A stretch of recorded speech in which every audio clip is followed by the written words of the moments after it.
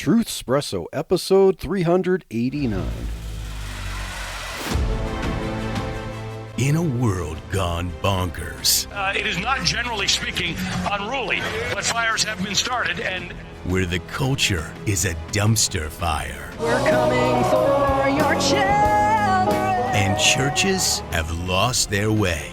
I am really uncomfortable with the story of the crucifixion.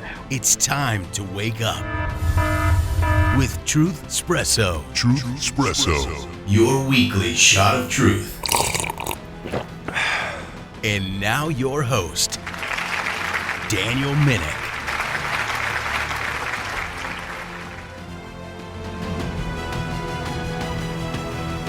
Well, hello there, friends, family, foes, and, of course, lurkers alike. This is Daniel Minnick, your host, for yet another exciting episode of Truth Espresso. And this episode is going to be a bit of a break from the series going through the Book of Mormon.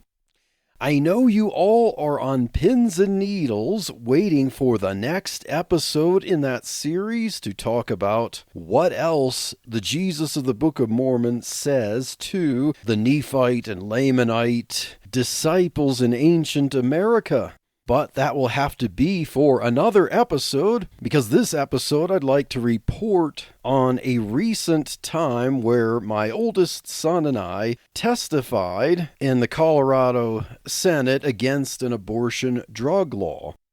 So on May 6th, so a little over a month ago as of this recording, Colorado House Bill 26-1335 was on the state Senate floor for testimonies.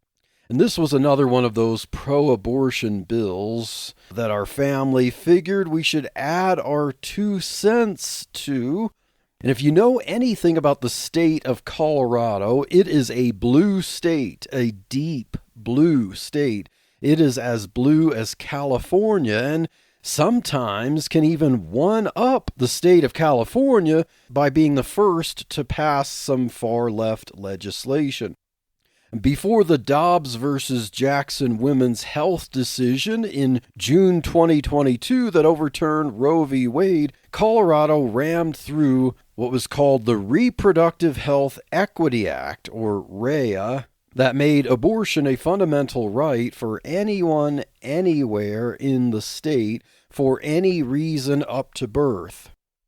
Now, I want to say at the outset that I am not a lawyer, I don't practice law, I don't even pretend on TV or in a podcast, but I'd just like to offer my layperson analysis for what we've experienced over the last several years in our state and have studied these bills.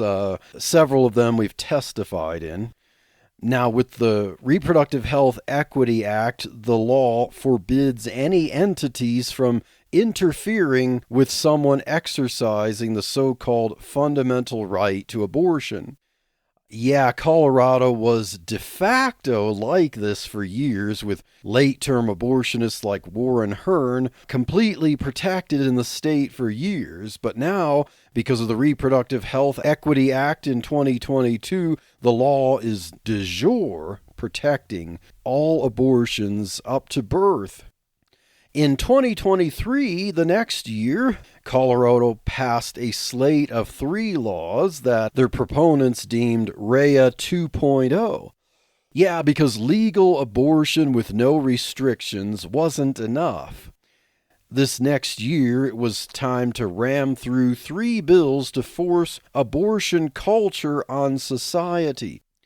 So SB 23-188, called Protections for Accessing Reproductive Health Care, protects abortion providers from lawsuits and shields out-of-state providers when they're in Colorado. So it's kind of like if an abortion provider in another state has an issue with the law there, that abortion provider can go to Colorado, kind of grabbing the horns of the altar there, and then Colorado's legal system will forbid other states from being able to do anything about it.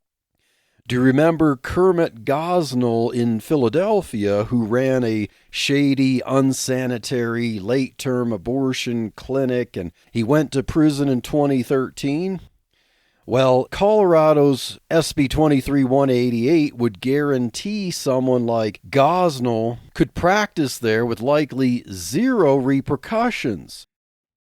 In fact, anyone trying to get a Gosnell in legal trouble now in Colorado would likely find himself in legal trouble. There are no restrictions or regulations on abortion in Colorado. Not even sanitation requirements. Not even legal standards for how to do abortions.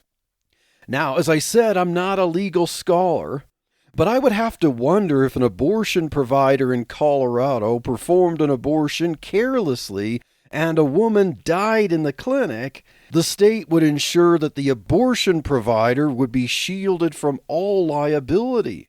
Because abortion is a fundamental right. No one can restrict the provider because that could interfere with potential access to abortion, and we cannot eliminate or even reduce any possibility or any avenue of access to abortion.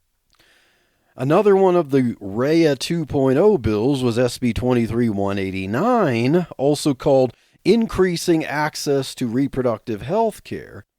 And this requires most health insurance providers to pay for the policyholder's abortions free and clear without requiring a copay for the visit or even affecting deductibles or lifetime coverage limits.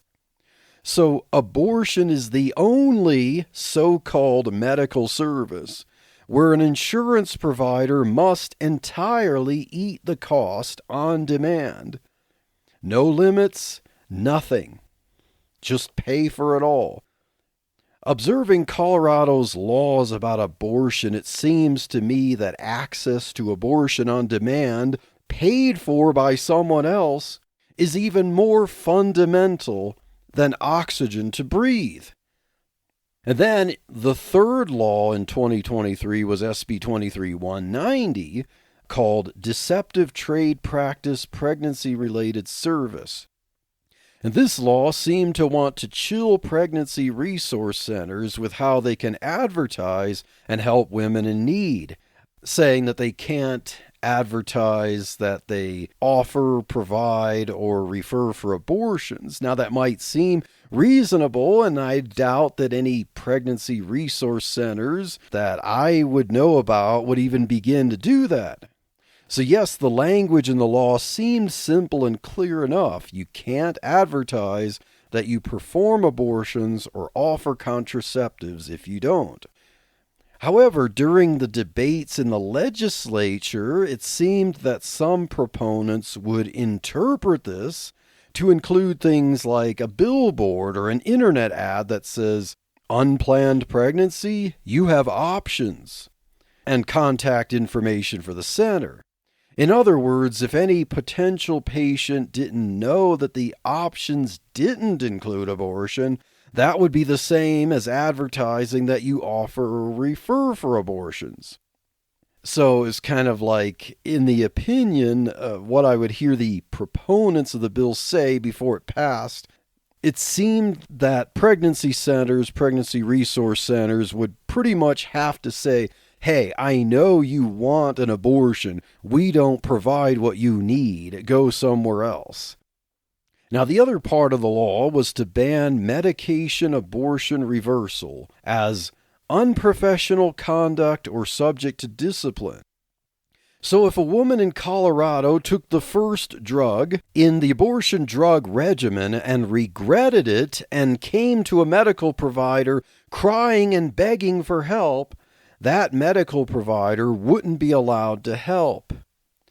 Medication abortion reversal, or also known as abortion pill reversal, involves prescribing a regimen of high-dose progesterone to counteract the effects of the first abortion drug and possibly increase the chances of sustaining the pregnancy. So A woman takes the first pill, regrets it, doesn't want to continue with the second pill, calls for help.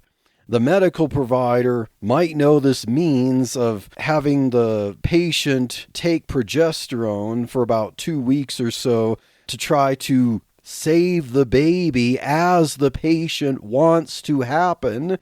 A medical provider would not be allowed to do that, even if there is evidence that this works.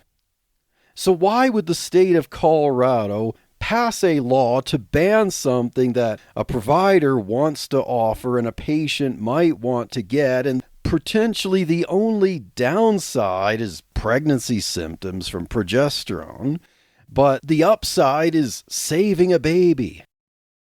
So yeah, Colorado became the first state to pass a law to ban abortion pill reversal. So this was one instance, as I explained earlier, where Colorado is a deep blue state, one-upped California. And they bragged about being the first state to ban abortion pill reversal. Now, there was a lawsuit against the state over this particular law, Bella Health and Wellness versus Weiser, that has allowed some providers to continue offering abortion pill reversal, but the law is otherwise still on the books. Now let's go to the next year in 2024. Colorado wasn't finished with its radical abortion agenda, of course.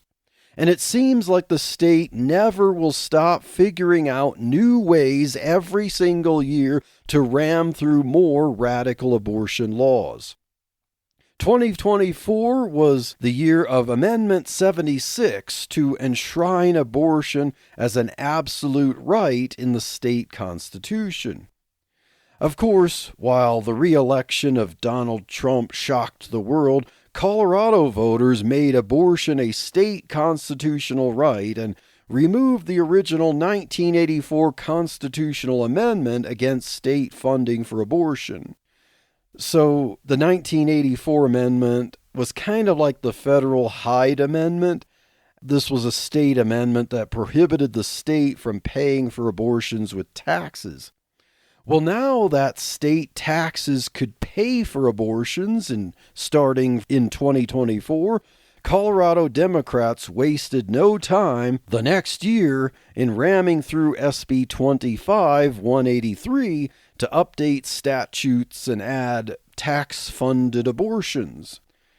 And then later the year, when the One Big Beautiful Bill passed in the U.S. Congress, and that pulled federal Medicaid funding for abortions for 1 year, Colorado Democrats held a special session and passed a bill to supplement the loss to Planned Parenthood using state funds. So the state of Colorado went into debt $4.4 million to make sure Planned Parenthood could get funded by Medicaid for abortions. Truly, abortion is the sacrament of Colorado Democrats. And then, this year in 2026, Colorado figured out another bill to add to the state's radical abortion policy. This year's abortion bill was HB 26-1335, titled Abortion Medication Access on College Campuses. This bill requires college campuses that have some kind of on-campus medical center to provide access to abortion drugs. If the college has an on-campus pharmacy or other prescription drug outlet, that outlet must stock abortion drugs and make them available for any student to request a prescription. If the college doesn't have an on-campus prescription drug outlet, the campus medical facility must allow students to request prescriptions for abortion drugs at that facility, and the facility would have to fill the prescription from an off-campus pharmacy and make that prescription then available for the student to pick up at the campus medical center. So, in short, if the college has a pharmacy, that pharmacy must stock abortion drugs and make them available on campus for any student to get a prescription and pick them up. If the college does not have an on-campus pharmacy, the college's medical center must kind of work that out behind the scenes with an off-campus pharmacy so that students can order abortion drugs from the college medical center. Then the college medical center would handle getting the prescription from an off-campus pharmacy, filling it, and bringing the prescription back onto campus so the student can pick it up on campus. Everything has to be available on campus to the students on demand. Yes, it's so important to make sure that college students can get abortion drugs on demand directly from the campus without having to leave the campus. It's so important to make sure that 18-year-olds who go to college to learn something and earn a degree for possibly a job have everything they need to sow their wild oats and kill unborn babies with impunity. If you're a parent and you're listening to this episode, is this what you think a university should be required to offer? Do you expect to send your child who just became an adult, just graduated high school, to a university where there's an incentive to be promiscuous? Now, we know that abortion drugs are unfortunately available all over the internet since the pandemic lockdowns. They are easily accessible, and a college student could order them online and have them mailed in like 2 days. But to radical leftist Democrats in the Colorado legislature, that's too much of a burden. It's too much of an inconvenience. There's an emergency here. There's gender equity here. Students have to have abortion drugs on demand on campus where they can request the drugs there and then get them fulfilled there. But what about the burden of this bill on colleges? The bill is just a fiat declaration to campuses, a command to make these drugs available. The bill doesn't consider the cost or the labor to fulfill inventories or facilitate deliveries. And when opponents such as Republican legislators brought up the issue of cost, Democrats claimed that the cost was zero because the bill itself doesn't impose a cost. And some Democrats even suggested that the cost would only be a few $1 million for a college, and that the colleges could offset the cost by raising the tuition. Oh yeah, college tuitions have already skyrocketed over the last 20 years, nearly tripling. Why not make them even higher, just to offset a completely unnecessary mandate for making abortion drugs available on campus? If you're someone who intends to go to college and remain celibate because you're there, I don't know, to learn something, and you don't intend to need a quote-unquote abortion drugs, well, you still have to pay for them with your higher tuition. Come on, responsible young adult, get with the program. You can sense the frustrated sarcasm in my voice. Hey, I'm Daryl, and I'm here with my wife, Karen. What's up? And we're the hosts of the What Are We Even Doing Here podcast, the podcast that seeks to answer the question that we've all asked, what are we even doing here? We cover topics such as marriage, family, life, and living a Christian life in this crazy world. We don't have all the answers, but we know where to look. Subscribe to us on iTunes and follow us on SoundCloud as we seek the kingdom of God and find out what we are even doing here. Grace and peace. Now let me read parts of the legislative declaration in this bill and make some comments. So, LegDec Point A says, access to reproductive health care is a fundamental right for every individual in Colorado under the state constitution. No, it's not. Amendment 79 that we talked about earlier that passed in 2024 never said anything about access to this stuff. Here's what the amendment said, quote, "The right to abortion is hereby recognized. Government shall not deny, impede, or discriminate against the exercise of that right, including prohibiting health insurance coverage for abortion," unquote. Did you hear anything about making access available? Where is the right to access abortion in this amendment?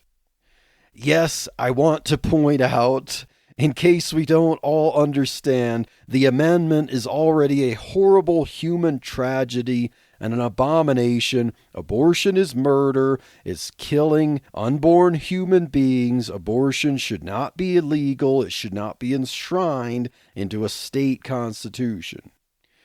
But Colorado Democrats think a right means you have to have easy access to it.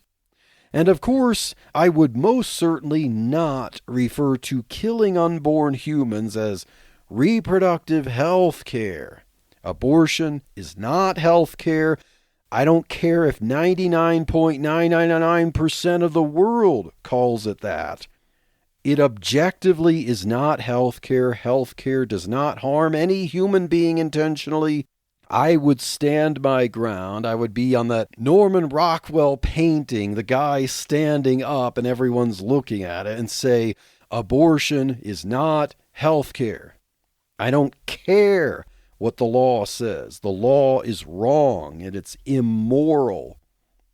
So now, Ledge Deck Part C says, gender equality is fundamental to ensure full participation in society for all individuals, and true equality cannot be achieved without access to reproductive health care, including abortion. In other words, if men biologically can narcissistically sow their wild oats with impunity and abandon, women have to be able to do this too. And how can women also be promiscuous like men, biologically speaking? Well, the solution to this gender equality for women is abortion access. So parents, your 18-year-old daughters in college have the right to do things with rando jerks and then get drugs right on campus to kill your grandchildren. Isn't that lovely? I mean, isn't that what you raise them to do? Isn't that, from toddler to middle school to high school, that's what you had in mind for their future, isn't it? And I guess for your sons in college, they also have the right to be the rando jerks for other people's daughters because gender equality. Again, you could sense the frustrated sarcasm in my voice there. Now let me look at the final Ledge Deck point, G, which says, it is necessary to establish requirements for institutions of higher education that offer student health centers to ensure access to abortion medication services consistent with that right. Yes, for the full exercise of the fundamental right to abortion, it is necessary for colleges to make sure abortion drugs are available for anyone who needs them, especially 18-year-old kids. Yes, I know they're adults now, but college is for learning, not a playground for irresponsibility. I mean, I can't imagine parents, whether or not they have Christian convictions, being happy about laws that incentivize their kids who just graduated high school to fool around with abandon and kill what would be their own grandchildren. Now, some other thoughts about this bill, as if we haven't thought about this filth enough. The bill only mandates access to abortion drugs and makes colleges eat the cost. It doesn't also mandate what would otherwise be necessary health care and equipment for follow-up. So if a woman has a chemical abortion from taking these drugs, she can easily have complications. Now, I don't want to be too graphic here, but I need to explain something. If a woman doesn't pass all the parts of an unborn baby, and any parts stay in her, she can get a septic infection that could be fatal. I'm not advocating for abortion at all, but let's say there's a natural miscarriage. Women still need an ultrasound to make sure nothing remains of the pregnancy, to make sure they don't get an infection and get really sick or die. And there's a stronger likelihood when it comes to abortion because you're making your body unnaturally end a pregnancy. There's a stronger likelihood of not passing the whole baby. And this bill doesn't mandate ultrasounds along with the abortion drugs. The bill doesn't mandate medical staff and equipment for scheduling follow-up appointments after taking the abortion drugs to ensure that these 18-year-old kids don't have major health problems after they've killed their unborn child. Now, I don't want a bill to mandate colleges to provide all this other stuff either. That's like putting lipstick on a pig. But from what I have observed from the far left abortion radicalism from the Democrat legislators in Colorado, they don't even think about the complications.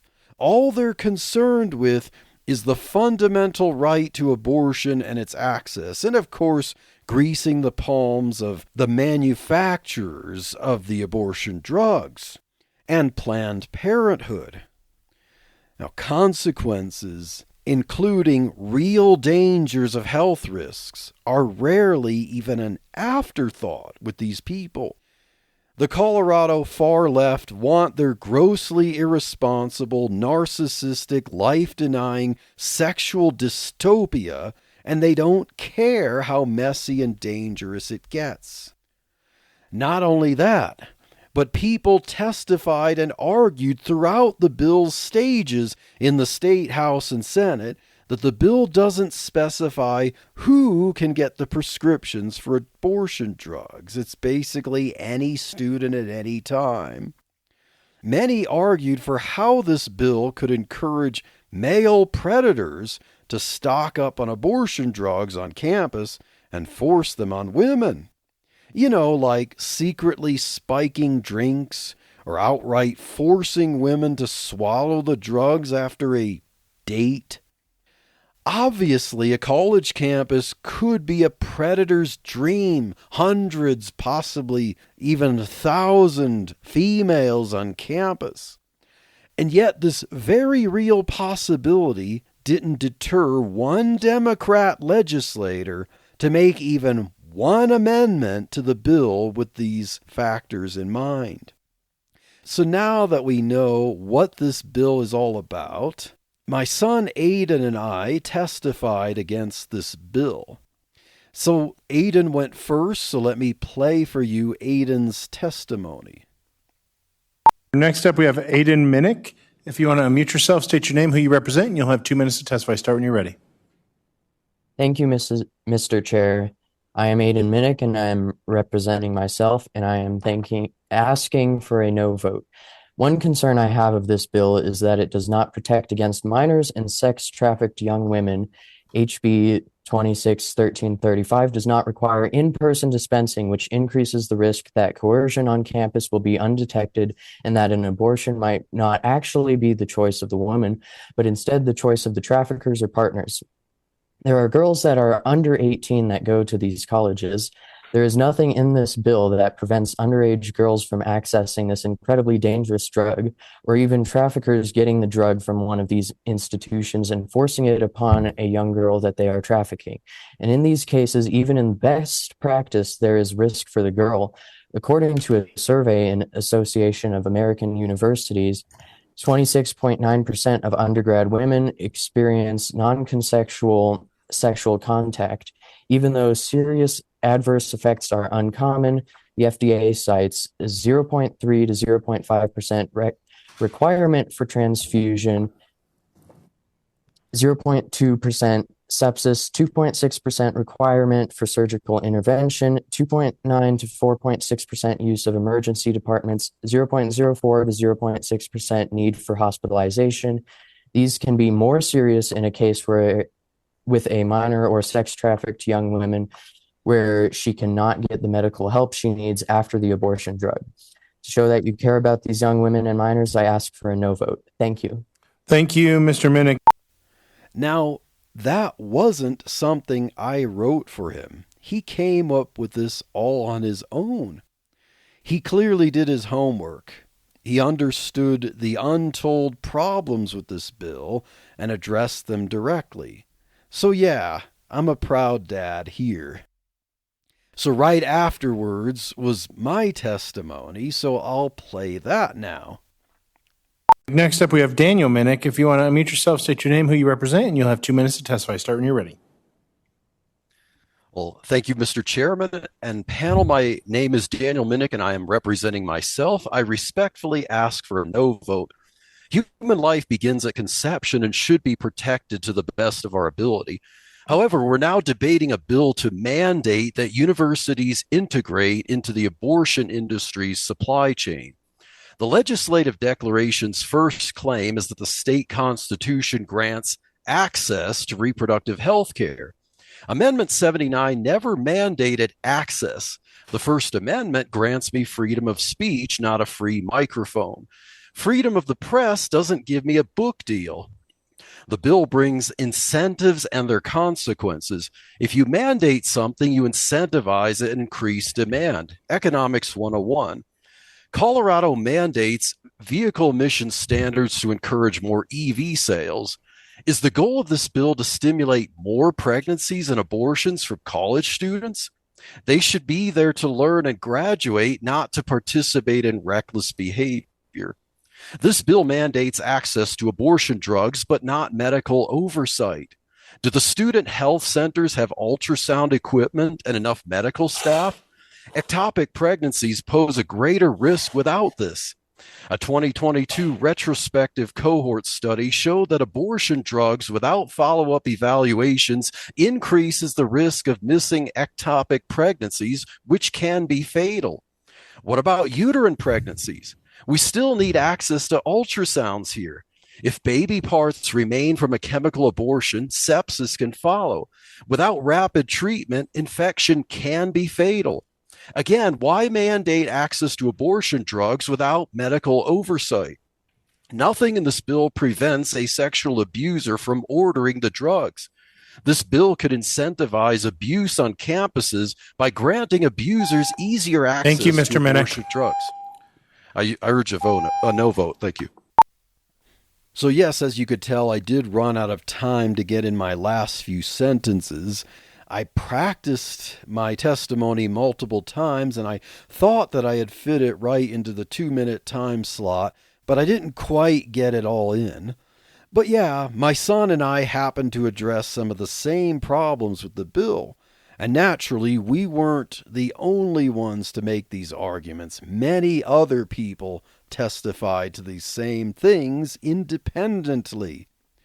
So the legislators heard these very real concerns, even apart from the fundamental issue of life, and that abortion itself is murder. Did they take these arguments into account and amend the bill? No, of course not. Now, I want to play a clip of a testimony from a guy after we went at some point a few minutes later who supported the bill. So let's see what this dude had to say for why we needed this bill to make sure that abortion drugs are available on college campuses. Can you hear me, Council? We can hear you. Yes, my name is Jason. and I am speaking in support of 1335. This matter was decided by the voters when 62% of us passed Amendment 79. Now the losers on the other side are saying that Colorado voters, myself included, are too stupid to read bills before we vote for them. This is deeply offensive. We knew exactly what we voted for, including ending the ban on taxpayer funding for reproductive health care, and that includes care for women on college campuses. And we are proud to fund that care for women with our state taxes. The Colorado voters who passed 79, many of whom are registered independent, the largest voting bloc in our state, are tired of the bullying, the threats, and intimidation from religious extremists towards Coloradoans and our state leaders who do not bow to their particular faith. Colorado voted for women to not be treated as second-class women citizens in any matter, including health care, to see their doctors and access to medication without shame or bullying or harassment, or people who think religion should control their rights and the rights of LGBTQ citizens. Providing this access to care to women on college campuses is what Colorado voted for as part of 79, especially given the awful harassment and violent behavior that college women have to endure by religious groups like Texas-based 40 Days for Life in places like Fort Collins, Boulder, Denver, as they simply try to see their doctors and access medication off campus. Colorado wants women to have the same rights as men, including control of their own bodies, to get the health care and medication they need and deserve in peace, the same as men in Colorado. And this bill goes a long way towards ensuring women have that right in our state. Pro-choice Coloradoans are not afraid of a bunch of violent religious extremists hell-bent on controlling women and depriving them of rights in the name of some deity. And we applaud our state leaders enacting the will of the voters and protecting these rights. Vote yes on 1335. The voters of our state have spoken. And to the Republicans, your party's religious extremism and hatred of women's and LGBTQ rights is a big reason you keep getting whipped in our state elections, as you will again in November. Thank you. Thank you, Jason. Next up, let me just set it straight too. And I want to make clear as we finish up testimony, we are going to keep this respectful. We're going to testify to the bill. I don't care what side you're on. That's how we operate in this committee. And so as we finish up, I want to make sure that those who are testifying, that I am clear as day that we are going to stay respectful and we're going to stay to the bill. Now, after hearing this rant from a man, can you picture this guy as a dad with an 18-year-old daughter in college making these arguments? You know, it sounds a little creepy to me. Sweetie, I raised you to study hard and be a responsible girl. You know what I prepared for you as a dad? I prepared you to go to college, and I believe it's your fundamental right to get abortion drugs at college because I fully expect you to have a high body count with a bunch of creeps. Those religious zealots who think it's better for you to find a good man who wants to commit to you and marry you and start a family? Well, we're Coloradans, and we voted against that garbage. Aren't you proud of your loving dad? Seriously, when men have this kind of ideology, as a man myself who believes in the sanctity of life and the sanctity of marriage and family, I can't help but think that a man arguing like this sounds a bit creepy. I'm sure he's probably a likable, amiable guy to be around if you get to know him. I don't know. But when it comes to policies promoting abortion for women, especially college-aged kids who haven't even figured out the adulting thing yet, older men like this preaching abortion culture shows me that they don't think women should be protected from male predators and that they don't value and treasure women. Men should want to protect women from men who might want to abuse them. And this law leaves a gaping hole open for abuse. And no, abortion drugs are not the solution. I mean, where's the dad with the shotgun telling the young guy to treat his daughter right anymore? Now to conclude, unfortunately, the bill did become law on May 27th, with, of course, no meaningful amendments that addressed concerns of any depth. Now we get to see what kind of radical abortion law Colorado plans to ram through next year. Now, to end this episode on that rather unhappy note, I'd like to point out that I am optimistic I believe in fighting the battle against principalities and powers in high places, as the Apostle Paul taught. I believe that the solution to unjust laws like this is the gospel of Jesus Christ, the life-changing gospel, and the law of God in the Bible, as it describes the way society should be run, the sanctity of life, the sanctity of marriage, the value of family. And if we set examples and we preach the truth, I believe that even a state like Colorado could eventually turn around. So Christians, no matter what you face, do not hang your head. Be positive, know that you're speaking the truth, and fight the evil with the spoken word, with the truth. Promote good law, never give up. I hope that you enjoyed this episode of Truth Espresso, and stay tuned for more exciting episodes of Truth Espresso, and God bless.